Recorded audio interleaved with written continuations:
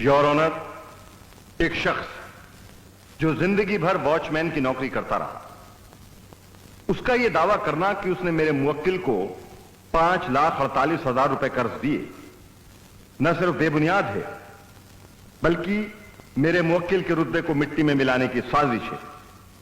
इसलिए your honour, मैं अदालत से दरखास्त करूंगा कि मुझे कुछ सवाल पूछने की इजाजत दे। प्रोसीड। तुम्हारा नाम? सरजू सिंह साहब। अमर से तुम्हारा क्या रिश्ता है जिसके ऊपर तुमने केस किया हुआ है? कुछ नहीं हुजूर। वो तुम्हारा कुछ नहीं लगता? नहीं। मतलब उससे तुम्हारा कोई वास्ता नहीं है? कोई नहीं साहब। अगर तुम्हारा उससे कोई वास्ता नहीं है तो तुमने इतनी बड़ी रकम उसे कर्जे में कैसे दे दी? क्यों साहब, नहीं देनी चाहिए थी ना? एक अनजान आदमी को कोई इतनी बड़ी रकम कर्जे में नहीं दे सकता। ऐसा कहा साहब, अमेरिका इंडिया का कोई मामा चाचा तो है नहीं, तो काहे अमेरिका इंडिया को इतना कर्ज देता है? हा? तुमने एक बहुत अच्छे पॉइंट की तरफ इशारा किया है, लेकिन जब अमेरिका इंडिया को कर्जा देता है तो उसकी लिखा पढ़ी होती, दस्तावेज होता है, सबूत होता है। क्या तुम्हारे पास ऐसी कोई लिखा पढ़ी है, दस्तावेज है, सबूत, सील ऑर्डर है? है हुजूर। कहां है? लिखा पढ़ी और दस्तावेज हमरे माथे पर पड़ी बदनसीबी की लकीरें हैं, सबूत हमरे दिल की पीड़ा है, और सील ऑर्डर हमरी बेबसी है साहब। दुनिया की कोई भी अदालत इस दलील को कबूल नहीं करेगी। अगर तुम्हारे पास कोई सबूत है तो जज साहब के सामने पेश करो। ऐसा कहा हुजूर, आप जिंदा हैं? Shut up! क्या बकते हो? हमरे साले ने कहा कि कल रात आप मर गए। तुमको दिखाई नहीं देता मैं जिंदा हूं या मर गया? पर ई का सबूत है कि आप जिंदा हैं? मेरी सांसें। तो ऊ को निकालकर दिखाइए ना और पेश कीजिए जज साहब के सामने। भला सांसों को कोई कैसे दिखा सकता है? हाँ, तो हम भी अपने माथे पर पड़ी हुई बदनसीबी की लकीरें आपको कैसे पढ़वाएं? दिल की पीड़ा का सबूत कहां से पेश करें? बेबसी का सील ऑर्डर आपको कैसे दिखाएं? हाँ? मिस्टर मनसुखानी, इसका जवाब दीजिए। नहीं नहीं साहब, हम इसे नहीं उनसे पूछेंगे। तुम्हारा वकील कौन है? कहा हम अपनी वकालत खुद नहीं कर सकते? मैं बाप कर सकते हो। ए मुन्ना, वकील साहब सबूत मांगत है। हम और हमारी सरकार ने एक वक्त खाकर आधे कपड़ों में गुजारा करके अपनी 25 साल की सर्विस की सारी तनख्वाह, पत्ता, ग्रेच्युटी, बोनस, बख्शीश सब तो हर पढ़ाई में खर्च कर दिए। तो हर कपड़े, तो हर किताबें, तो हर ऐसो आराम में खर्च करती है। नंगे हो गए हम, सफा चट। और अब जब हम अपना पैसा वापस मांगत है तो वकील साहब सबूत मांग रहे हैं। बोल दे मुन्ना, बोल दे कि तू सबूत है। बता दे वकील साहब को कि तू सबूत है मुन्ना, बता दे। मैं वही कहूंगा जो मेरे वकील ने कहा है। मतलब तुझे कुछ पता नहीं? मेरे ऊपर किसी का कोई कर्ज नहीं है।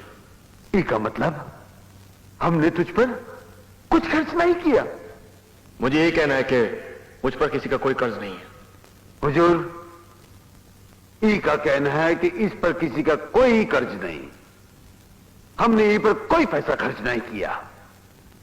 बिल्कुल ठीक बोलता है। अब हमें याद आया कि ई बचपन में जेबे काटता था, नारियल चुरा कर बेचता था, मंदिर की दान पेटी का ताला तोड़कर पैसे निकालता था, सर ये सब झूठे सर। नारियल चुरा कर बेचता था, उससे अपने कपड़े सिलवाता था, ये क्या कह रहे हैं आप? दान पेटी का पैसा चुराकर अपनी किताबों के पैसे देता था, अपनी पढ़ाई के पैसे देता था। बोल हाँ कि ना? ये सब झूठ है, सरासर झूठ है ये सब। ठीक है, ठीक है। अगर ये झूठ है तो तुमने पढ़ाई कैसे की? बोल, अब बोल। जी वो, चलो तुमने चोरी नहीं की, कर्ज नहीं लिया, लेकिन खाने, कपड़े, किताबों और फीस के लिए पैसे चाहिए ना? इन सारी चीजों के लिए तुम्हारे पास रुपए कहां से आए? जी वो तुम्हारे किसी दोस्त ने दिए, किसी रिश्तेदार ने दिए, या तुम्हारे माँ बाप ने दिए? हाँ। बहुत हो गया हुजूर, बहुत हो गया। क्यों वकील साहब, आप सबूत मांग रहे थे ना? मिल गया जज साहब को वो सबूत। नहीं और ये सबूत नहीं हो सकता। ये तो हर मां बाप की जिम्मेदारी है। क्या अपने बेटे को पाल पोस कर बड़ा करने की आपकी जिम्मेदारी नहीं है? बिल्कुल है साहब। या अपने बेटे को पढ़ाना लिखाना एक बाप की जिम्मेदारी नहीं है? क्यों नहीं साहब? तो फिर वही तो तुमने किया है। किसके लिए? अपने बेटे के लिए। हाँ? हमने बरोबर सुना नहीं साहब। किसके लिए? मिस्टर अमर के लिए। वो कौन है? मिस्टर अमर कुमार, तुम्हारे बेटे। ये आपसे किसने कहा? तुमने। हमने? देखा जज साहब, देखा वकील साहब झूठ बोलत रहे। क्या हमने कभी आपसे या इनसे कभी ये कहा कि ये हमारा बेटा है? नहीं। तो फिर तुम क्या कहना चाहते हो कि अमर कुमार तुम्हारा बेटा नहीं है? नहीं। तो फिर कौन है? होगा कोई ऐरा गहरा नथु खैरा। हमें कहा। तो फिर तुम दोनों का रिश्ता क्या है? हम देनदार हैं, ये लेनदार हैं। हमने कर्ज दिया, इन्हें कर्ज लिया। नहीं और ऑनर, ये सिर्फ दिखाने के लिए भोला भाला बन रहा है, मगर है बहुत होशियार। मिस्टर अमर कुमार सिंह मिस्टर सरजू नारायण सिंह उस सरजू का बेटा है। हुजूर, वकील साहब कह रहे हैं कि ई सरजू का बेटा है, लेकिन आज तक कभी किसी से इसने ई कहा कि ई हमरा बेटा है। कॉलेज में, शादी के वक्त, नौकरी के इंटरव्यू में कभी इसने ये कबूल किया कि ई सरजू का बेटा है? अगर इनके पास कोई गवाह है तो आपके सामने पेश करें, और हम उन सारे लोगों को आपके सामने पेश कर सकते हैं जिनके सामने इसने ई कहा कि सरजू का बेटा नहीं है, नहीं है, नहीं है।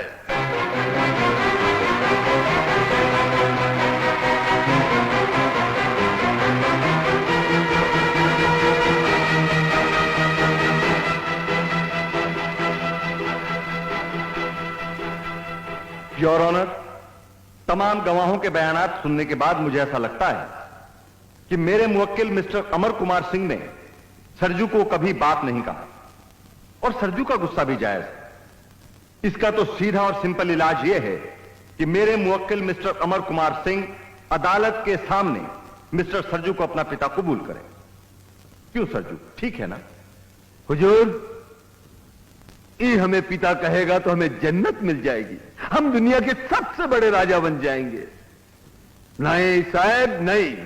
हम ही का वास्ते अदालत का दरवाजा नहीं खटखटाया। हम अदालत का दरवाजा ई वास्ते खटखटाया कि हमें हमारा पैसा चाहिए। हमें हमारा पैसा चाहिए ताकि हम हमारी सरकार का इलाज कर सके, जो इस वक्त अस्पताल में पड़े पड़े दम तोड़ रही है। साहब, हमें इंसाफ चाहिए, हमें हमारा पैसा चाहिए साहब, पैसा चाहिए। Court is adjourned.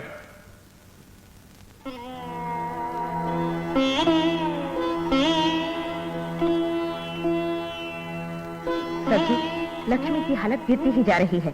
इसके ऑपरेशन के लिए फौरन रुपए का बंदोबस्त करो। डॉक्टर ने जी, हमें इंसाफ जरूर मिलेगा। हम कैसे भी करके अपनी सरकार के ऑपरेशन के लिए रुपया लेकर आएंगे, रुपया लेकर आएंगे। डॉक्टर ने जी, लेकर आएंगे।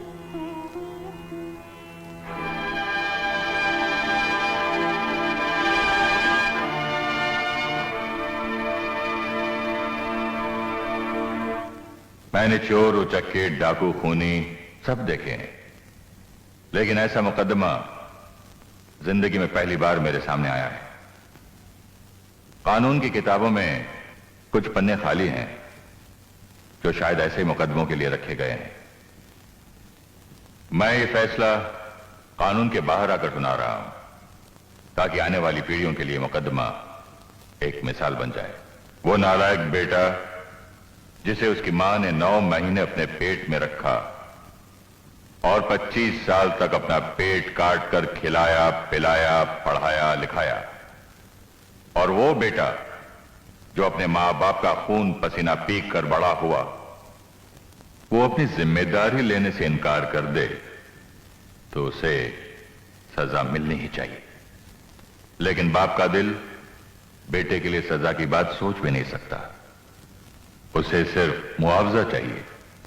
इसलिए मैंने फैसला किया है कि आज से 1 हफ्ते के अंदर मिस्टर अमर कुमार सिंह श्री सरजू नारायण सिंह उर्फ सरजू को 5,48,000 रुपए चुकाएं या अपनी गलती कबूल करके अदालत के सामने माफी मांगते हुए अपनी मां के ऑपरेशन का सारा खर्च उठाएं और जब तक मां बाप जिंदा हैं उनकी देखभाल करें। इन दोनों में से श्री सरजू नारायण सिंह को जो भी फैसला मंजूर हो, मिस्टर अमर कुमार सिंह उस पर अमल करें। नहीं हुजूर, नहीं, हमें दूसरा नहीं, हमें पहला फैसला मंजूर है। इतना सब होने के बाद अगर ही हमें बाप कबूल करेगा तब भी हम ही का बेटा कबूल नहीं करेंगे। हम ही का, हम जैसे तमाम गरीब माँ बाप ही कभी मंजूर नहीं करेंगे साहब। रिक्शा वाला हो, मजदूर हो, बेरा हो, मोची हो, ये सब गरीब अपना पेट काट काट कर अपने बच्चों को बड़े और महंगे स्कूल में पढ़ाते हैं। काहे हुजूर? इसलिए कहा कि ये बच्चे बड़े होकर इस बात से इनकार कर दे कि ये गरीब माँ बाप के बच्चे नहीं, वो उनसे नहीं कोनो और से पैदा हुए। सिर्फ इसलिए कहा। हर माँ बाप का सर फकर से ऊंचा हो जाता है जब किसी रिक्शे वाले का बेटा अफसर बनता है, किसी किसान का बेटा कलेक्टर बनता है, किसी कांस्टेबल का बेटा कमिश्नर बनता है। लेकिन ऐसी औलाद पैदा करके हमें शर्म से सर नहीं झुकाना है। हम सारी दुनिया से फरियाद करेंगे कि ऐसी औलाद को जात पार करो, इनका बहिष्कार करो।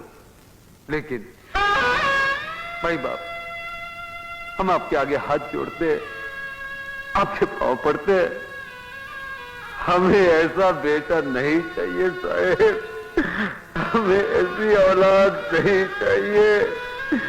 हमें हमारा पैसा चाहिए साहब, हमें हमारी सरकार चाहिए, हमें हमारी सरकार की जिंदगी चाहिए साहब।